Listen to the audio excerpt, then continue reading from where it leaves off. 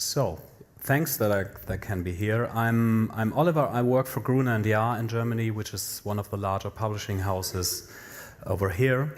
And do I have to do something to enter my presentation, or you guys in the rear, you do it? So, we come from a magazine business. We are one of Europe's largest magazine publishers. We have strong footprint in digital.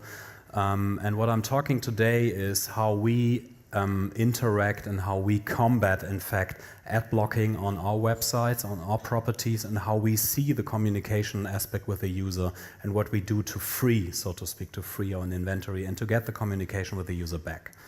At the beginning, there is one very simple assumption. Online quality journalism will always cost money. The question is who pays for it. And this is our DNA as a publisher. So basically, we don't generate the content. We have people we pay people producing the content. Many of you in the room do it likewise. And we have to pay the journalists, and we have to refinance the business. And there are right now only two options to refinance. One is paid content, which is also something I will mention later. But paid content will not work in any case. Paid content works, for example, for special interest target groups who desperately need your content. Netflix is an example where paid content works excellently. But it won't work for any case. So that's why advertising is in the game. And advertising is a way for us to fund the journalists who produce the quality content. And this kind of business model is disrupted by the AdBlockers. And the key point we address in the communication, so there are two aspects of communication we do. The one is B2C communication, the communication from us towards the user, the dialogue with the user, in fact, to get this dialogue back. But the other aspect is the communication over B2B, meaning a problem which has risen in the past years, and I wouldn't agree perfectly to Ben that 2015 was the year ad blocking rised. It rose all the years before. When I came to Gruner & Jahr in 2008, we had like an average 4% ad blocking rate over all our websites. Now we have an average 20% ad blocking rate. So the entire advertising agency ignored the problem. I think David Rosenblatt from IAB called it like we messed it up, or we fucked it up actually. So basically we ignored the problem, and the ad blockers became larger and larger and larger. And the thing is, with this ignorance from our side, which we now are trying to solve and to get rid of, we entered a Doorkeeper into our business, which we didn't ask for. Basically, so AdBlock Plus is not a company who does it like for their interest is not making advertising better. Their interest is getting money from us as a Doorkeeper, which we didn't ask for. So basically, that's their business. They do large deals with large companies to get the ads through. So they act as a doorkeeper, a gatekeeper to our inventory. And in our B2B communication, we always address this. So that it is a free choice of a user to install an ad blocker. But from our perspective as publishers in Germany, and many publishers agree to that, and we legally addressed it in front of courts, to make a business out of first blocking the ads and then letting ads through from companies who pay for it, is illegal. And you always can discuss about better ads, you can discuss about communication to the user, but I think things that are potentially illegal has to be addressed as illegal, and that's our point in B2B communication. So AdBlock Plus is a gatekeeper in front of a club, a doorkeeper in front of a club, and they don't own the club, and we didn't ask them to stand there, and they are there anyway. And also, you touched it briefly, IO, the company behind AdBlock Plus, has right now at this point of time significantly more developers than SourcePoint has. That's why it's so expensive to work on a very efficient solution, and again, to recover the ads, or to work in a technical solution which in the end solves the problem of ad blockers. Because they have, like, I think about 50, 60 tech guys in their offices, and they actively address our portals. They actively attack our video players. They actively enter our communication with the user, which is also illegal, by the way. And that has to be addressed, and we have to fight against that. And I know internationally there are some so-called peace camp or Camp David meetings in the US and the UK. In case you need information, you're working international, you need information about IO AdBlock Plus, write us an email as Publisher Association in Germany or to myself. We can easily provide you with information about this company, because this company is not something we're proud of that we have it in Germany, so that we are the market leader in ad blocking. So basically what they do is to disrupt the value chain of advertising. So you have the advertising, you have the media agencies, the marketer, sales houses, either on the publisher side or as a separate organization, and you have the publisher, the content provider, so to speak. And the ad blocker goes in between. The situation we have right now is that there is a new landscape evolving from this ad blocking, because there's significant inventory. The ad-blocked inventory is between 20 and 30% in average over every website which is there, so this is significant business. It's also significant business for Google to lose those ads. That's why Google is paying I.O. They are financing their own problem, so to speak, which also is something we have to address in the communication and the dialogue with Google, because Google is always is positive about publisher communication and having positive relationships with publishers, but they are financing our opponent. So this ambivalence is something which is an interesting discussion. So ad blockers are, I think it is important, they are trying to be part of the value chain. They are not something from outer space. They are not something which is like a user convenience tool only. The large ad blockers try to be part of the value chain. And what we did in Grün & Jahr before we entered the communication, the dialogue with the users, is actually we asked our users. Basically, we have a huge panel of 10,000 people, Grün & Jahr Media Trend called. So we filtered out people who have installed an ad blocker on their personal computer or their smartphone about their motives. And what we found out is, for example, the business model of IO AdBlock Plus is called acceptable ads, so meaning the ads get through payment from the partner if they subscribe to a certain policy of serving ads. And we ask our users, in fact, who have installed ad blockers, if they even know about that, because AdBlock Plus is always telling us, we have a close dialogue to our users and blah, blah, blah. The users, normally, they don't know about their ad blocker having a business model and that they will see ads because there are companies paying for that. The average user doesn't know that. So 18% of the people we asked with installed ad blockers, they stated that they know it and they accept it, which is fine. And the rest either didn't know it and don't accept it, or did know it and don't accept it, and so on. So basically, this was an interesting part, because in our dialogue with the user, then we can address, by the way, do you know that we refinance our quality journalism from advertising, and your ad blocker does it as well? Because they are like they are the doorkeeper in front of the club they don't own. So then basically Ben has addressed that. We entered in a kind of testing mode. Our convenience is that we have a couple of sites, 20 quality journalism websites, Grün & Jahr in Germany. And so we were able to test different options, how we can recover the ads, how we can communicate with the user, and how we can prevent the users from getting access to the content if they have an ad blocker installed. So we tried all of this. The user communication is, in this case, Essen und Trinken, which is a recipe website. Just simple, it's a pop-up, and it's just a message how to. So basically, you have an installed ad blocker. We refinance our journalism from advertising. Please deactivate it. If you just tick the box, you simply can surf on with an activated ad blocker. So there is no content blocking.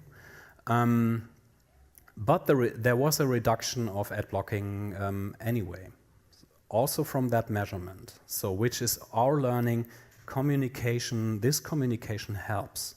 To communicate with our users is something we should get back at as publishers. The dialogue with the user is something we should get back. And it works also in a non-aggressive way. GEODE, Ben mentioned that, is a bit more aggressive. It's not a subscription model, by the way, because we have many users on GEODE who plan, for example, their trips. It's a travel-related website, so they come there for once a month or so.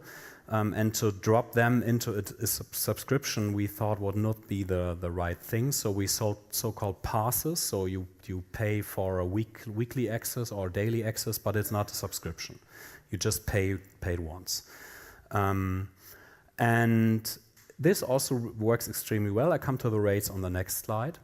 And for sure, we also work on technical circumvention, so recovery of ads, which works fine right now on the pre-roll side. So basically, the delivery chain for pre-rolls technically is far more tidied up than it is for display advertising.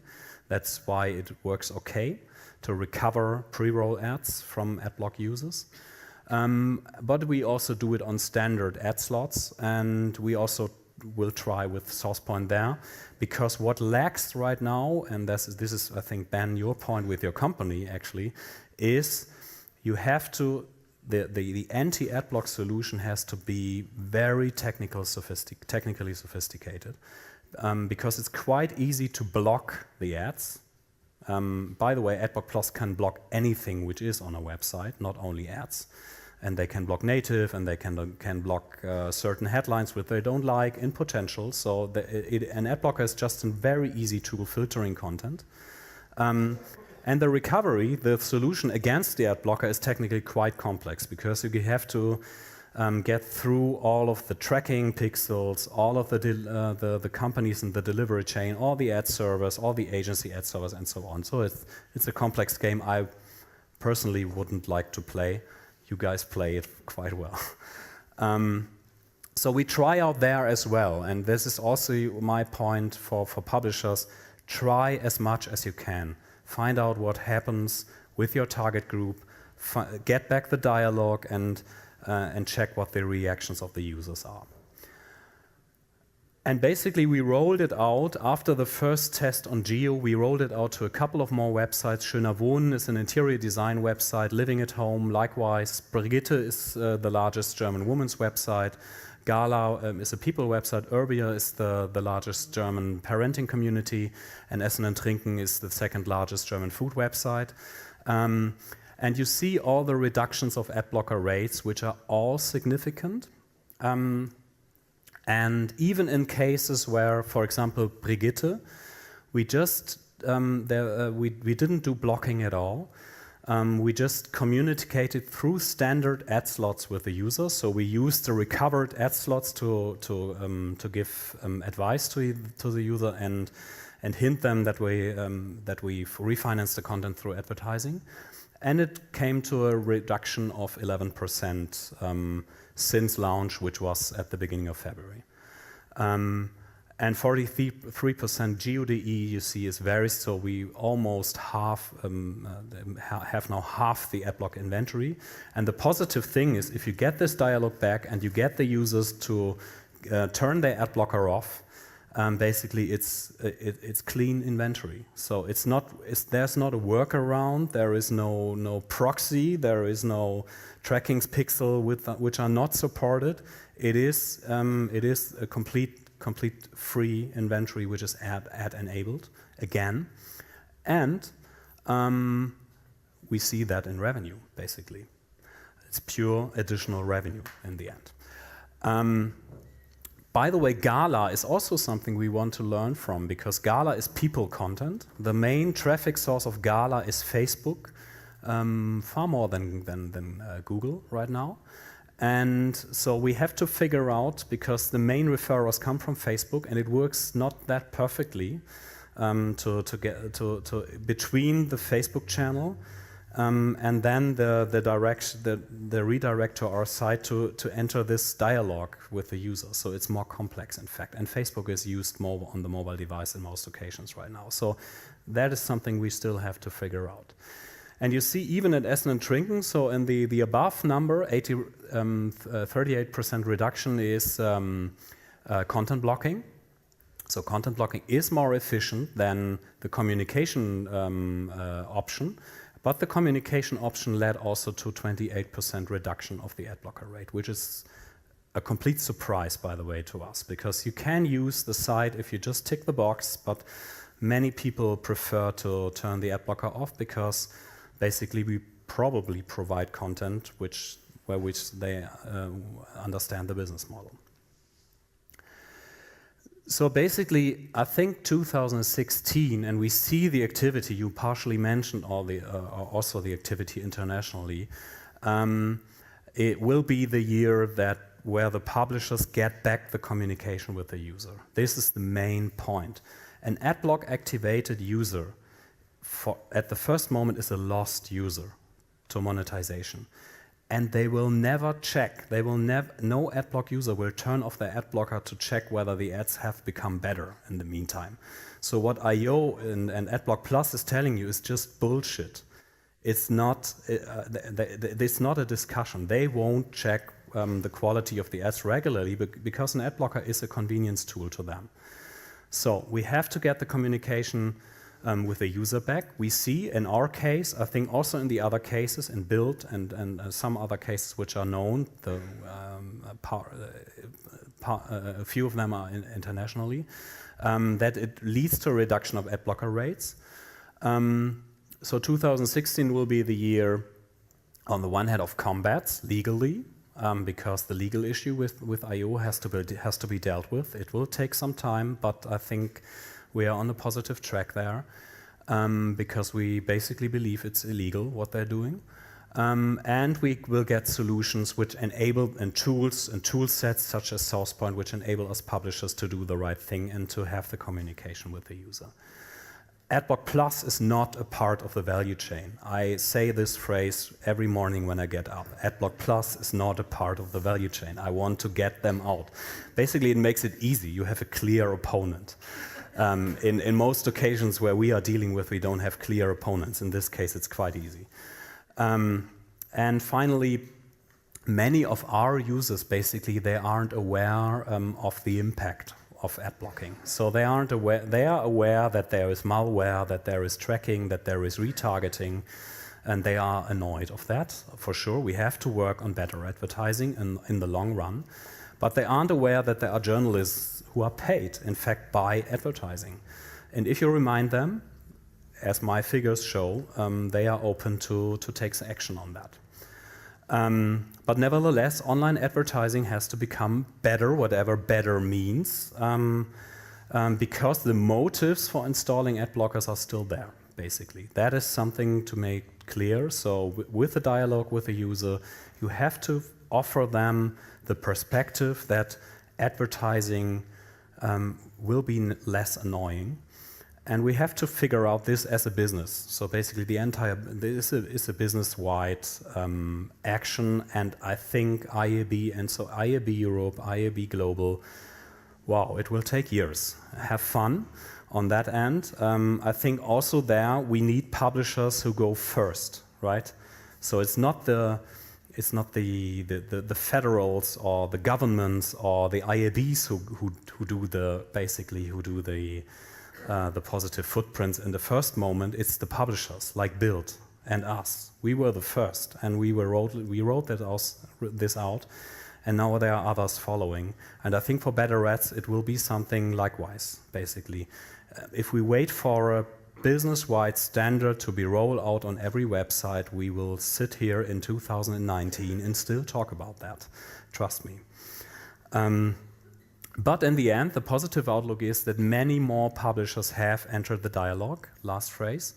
New York Times is there, Washington Post is also there, FAZ in Germany has a communication solution with the user. ProSieben Sat.1, RTL, both TV stations, their digital properties have entered the dialogue with the user. And IAB Sweden, we take a careful look of that, whether something like this could be possible, because when publishers do something closely together, you always have to check whether maybe a cartel aspects are there. But this is the beginning of a movement, and it's getting our users back and our dialogue back. Thanks for your attention. Thank you very much. No, just stay, please. There are so many people in the room. I don't know if for this session or the next one, but if you have a burning question, please share it with us. Is there anybody, please? And can you make it like that, because we are just running out of time? Oh, there's the mic. Okay. Is there any research on what prompts installation of AdBlockers? Is it they hate pop-up ads, so they want to go out? Too many ads per page, or they're tracking, Amazon tracked everything. No, they're getting tracked. They don't want to be tracked. In other words, if we don't want to piss off users so much, they install an AdBlocker. What's the best way that's even possible? Well, we asked that. So the survey was not only that one question I mentioned, but we asked them about that in detail. And the feedback was first intrusive ads, so ads that prevent you from seeing the content actually, interstitial-like things. And second, tracking, ad fraud tracking things, and where the lack of transparency is the actual reason. That's why, by the way, it is something we regard as critical that Criteo, a retargeting company, is paying IO as well. Because one motive for installing ad blockers might be retargeting, that users feel disturbed by seeing those retargeted Amazon ads or others. And the source of the problem is paying them, which is ambivalent. Very last question from you. So if not, a very quick one from my part. I think of the AfD in Germany and the last Landtagswahlen, and I ask myself, shall we talk to them or shall we avoid them? So what is the strategy? Is it good to go with the people of ABP on a panel, or is it better not to talk with them and go to court straight? Or both? Well, I talk to them for years now. They always have the same arguments, and basically, but I'm open to that, so I'm doing that. It doesn't make their business model better. Okay, we'll wait for that. Thank you very much, Oliver. Good luck.